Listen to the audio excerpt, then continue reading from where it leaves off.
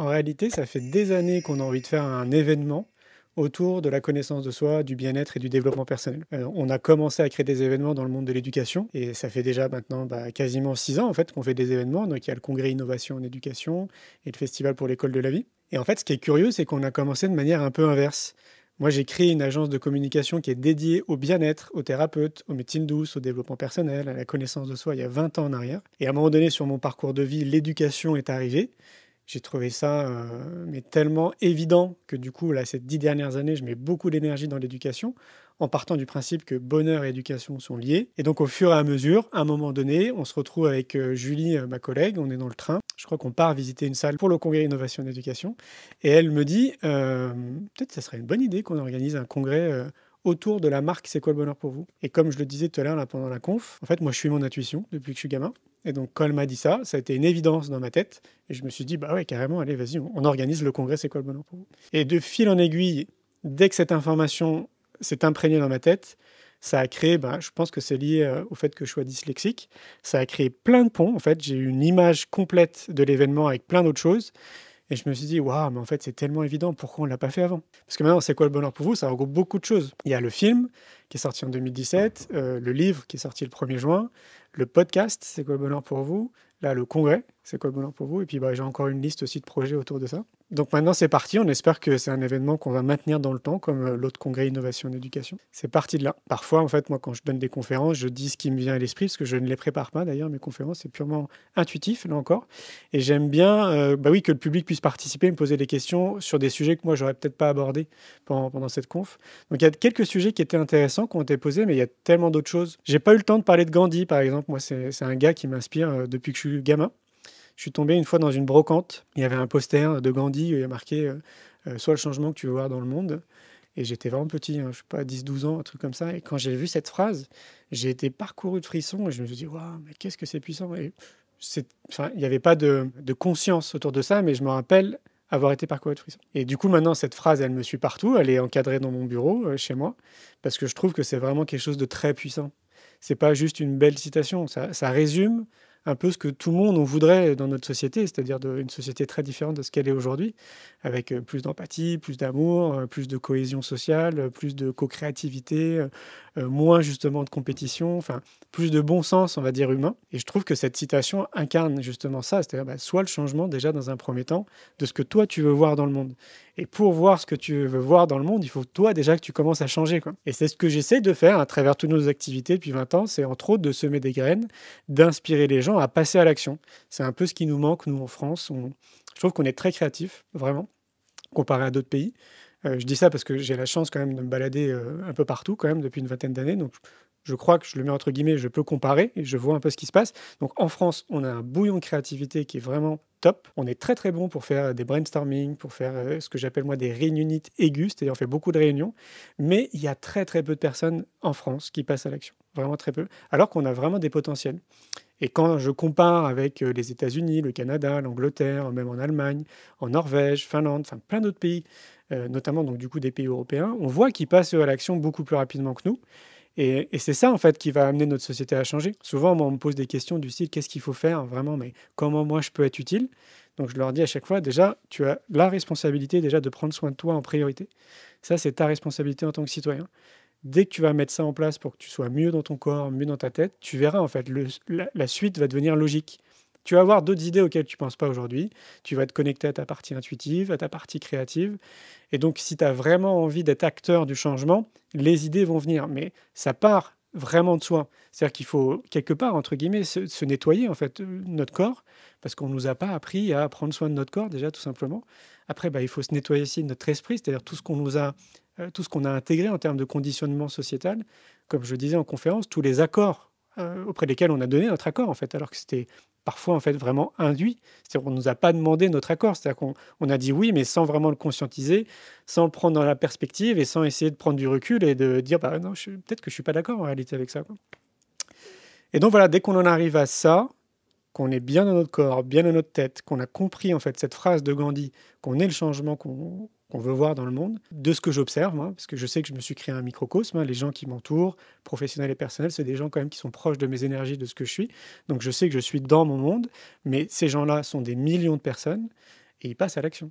Chacun à leur niveau, chacun avec leur talent, avec leurs compétences, avec leur réseau, en fait, avec qui ils sont tout simplement. Il n'y a pas une personne qui est meilleure qu'une autre, c'est juste qu'on est tous différents dans nos compétences, dans nos qualités, dans ces compétences innées ouais, qu'on a qui sont juste dingues. En fait, on a des facilités tous, et peut-être que l'un des points les plus importants de notre éducation, ce serait justement de révéler ces points vraiment là où on est bon tous naturellement, parce que du coup, on devient complémentaire et puis on peut créer des choses ensemble. Enfin, on peut apporter notre pierre à l'édifice. Donc ouais, soit changement que tu veux voir dans le monde, c'est vraiment quelque chose de très très puissant. Donc voilà, j'invite ceux qui nous écoutent, qui nous regardent, à peut-être faire ce premier pas, là, je sais pas, au moment où vous nous écoutez, de faire ce premier pas. Peut-être ce soir, je sais pas, cuisinez-vous un bon plat qui va vous apporter de la vitalité et de l'énergie, plutôt que de juste manger parce que vous avez faim, par exemple. Et pour ceux qui ne le savent pas, d'ailleurs, peut-être que toi tu le sais, mais les scientifiques, maintenant, ont fait le lien entre ce qu'on mange et ce qu'on pense.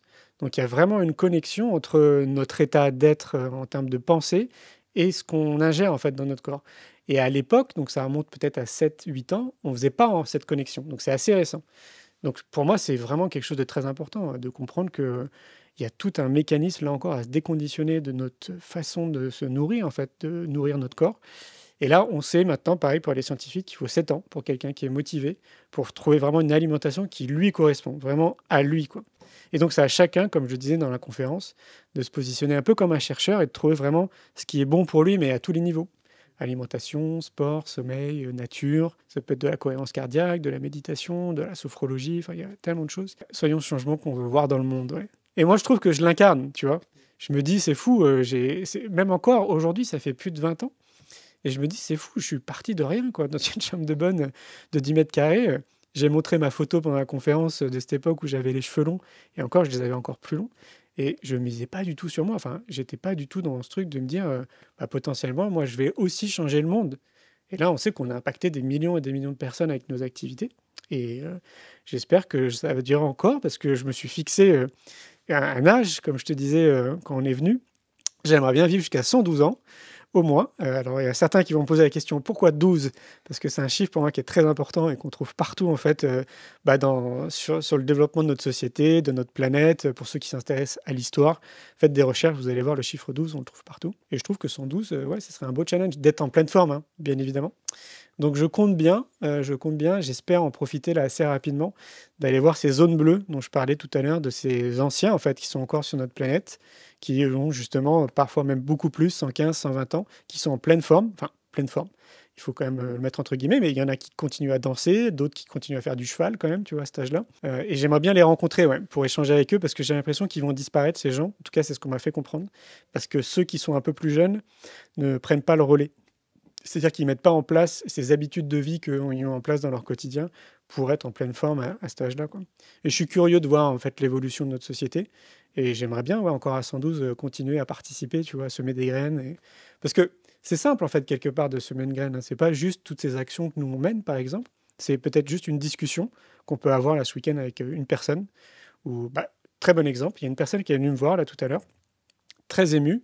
Je sais pas, je pense qu'elle doit avoir la trentaine, entre 30 et 40 ans, et j'ai bien senti qu'elle était très émue de me rencontrer, et elle m'a dit quelque chose pour moi, du coup, qui m'a rendu ému.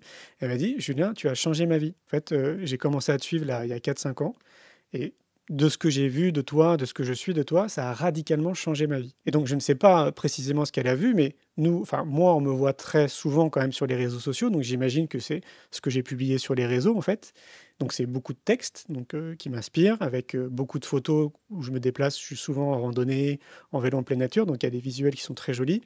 Des vidéos que je fais aussi, parce que j'aime bien transmettre aussi par le canal vidéo, donc j'imagine que c'est ça qu'elle a vu. Et c'est toujours bluffant, en fait, pour moi, de me dire que ça peut changer une vie, tu vois. Parce que je trouve que je fais rien d'extraordinaire, en réalité. Je fais qu'être ce que je suis, tout simplement, quoi. C'est pour ça que je me dis qu'il n'y a pas vraiment de petites graines ou de personnes qui sont potentiellement plus inspirantes ou qui peuvent plus changer les choses qu'une autre, parce que chacun à notre niveau, on peut vraiment le changer par des petits trucs du quotidien, quoi. J'avais un collègue, par exemple, à un moment donné, qui était extrêmement souriant. Vraiment, c'était son attitude, quoi. Il était tout le temps souriant, tout le temps la banane. Enfin, je veux dire, c'est contagieux, j'aime pas ce terme, mais tu comprends le sens, en fait, ça se transmet. Dans les deux sens, d'ailleurs, l'énergie négative comme positive. Mais ça, par exemple, pour moi, ça participe aussi à changer notre société. tenir la porte à quelqu'un, quand il y a quelqu'un derrière toi. Sourire, en fait, tout simplement à quelqu'un que tu vois dans la rue, être humain, quoi, être, juste, humain, tout simplement, quoi. Ça, c'est déjà, je pense, beaucoup, pour changer le notre société, ouais. On est notre priorité. Tu vois, si on va dans ce sens-là, il y a des personnes qui pourraient se dire, que ça va leur faire du bien de prendre soin des autres et c'est normal, en fait, ça fait partie justement de notre qualité humaine à toutes et tous. Mais pour mieux prendre soin justement des autres, il faut comme d'abord commencer par soi et c'est ça, je trouve, qui est un peu challengeant dans notre société, c'est qu'il y a un gros poids, faut quand même pas se voiler la face, judéo-chrétien, qui nous a fait croire, en fait, que c'est totalement égoïste de se faire passer en priorité.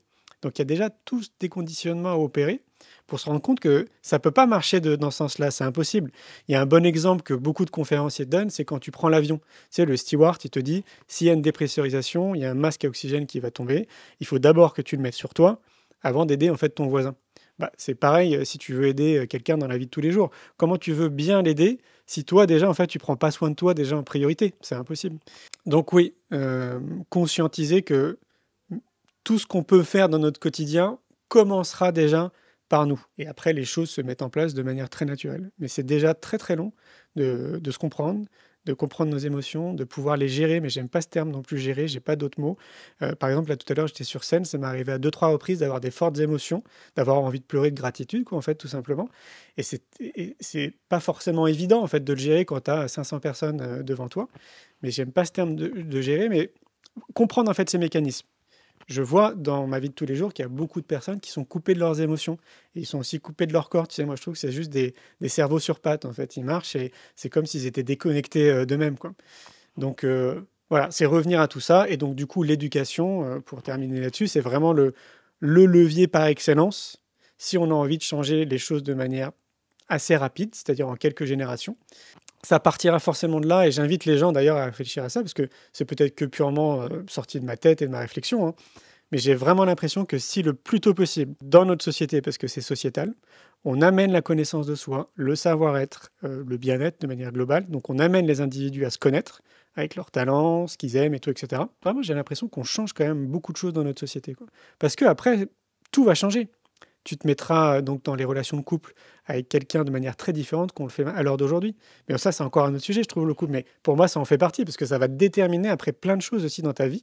Tu prendras des décisions professionnelles aussi complètement différentes, parce que du coup, tu te connais, en fait. Tu sais très bien quelles sont tes compétences, ce que toi, tu as envie de faire, ce que tu as envie d'apporter à la société. Ça change tout. Et là, c'est peut-être une fois plus que mon point de vue, mais notre société, donc notamment l'éducation, nous met sur des rails. C'est plus facile, en fait. Ils veulent un peu conformiser tout le monde, quoi. Donc on est tous sur des rails, on nous dit voilà, c'est tout droit. Et on ne nous invite pas à sortir des rails et à explorer en fait d'autres voies, quoi. Mais si on est 8 milliards aujourd'hui, on est 8 milliards de personnes différentes, donc c'est peut-être 8 milliards de chemins aussi différents. Donc voilà, peut-être comprendre aussi tout ça et puis se mettre en chemin.